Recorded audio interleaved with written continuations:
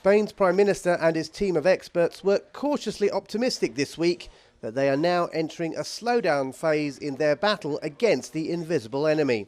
Pedro Sanchez paid tribute to the workers at a ventilator factory on Friday and expressed pride in his country's reaction. A day later, he was addressing the nation, calling for the state of emergency to be extended.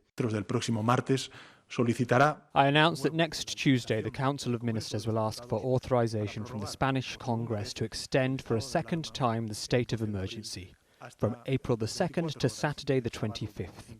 We will once again ask the Spanish Congress for a 2-week extension. Saturday saw the daily death toll fall sharply to the lowest figure recorded in 7 days. Saturday's drop is the second day in a row that daily fatality numbers have gone down. Added to that, the rate of infections continues to slow, suggesting that in Spain at least the outbreak may be stabilising. In a Madrid hospital, huge relief.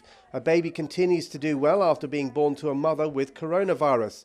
Vanessa Muro gave birth on March the 13th but couldn't touch her son without gloves, while she and her husband undergo an extended period of quarantine. Over in France, authorities have now begun including those who have died in care homes as part of their overall death tolls. Before Thursday, those deaths were ignored. As the figures continue to rise, staff at the Villanova home near Lyon have chosen to remain confined with their residents to offer them round-the-clock care despite the risks. In Germany, the pace of infections has slowed, encouraging signs that social distancing is working. But Germany's Chancellor Angela Merkel has stressed the lockdown will remain in place. Aber es ist definitiv viel zu früh. It is definitely far too early to see a definite trend in this, and even more so, it is far too early to relax the strict rules we have set ourselves at any point soon.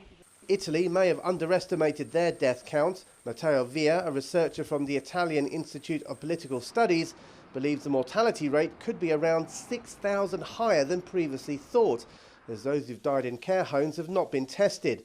But the rate of intensive care admissions has slowed, a huge relief for an exhausted health service. Italy's lockdown has now been formally extended until April the 13th. Rahul Pathak, CGTN, Madrid.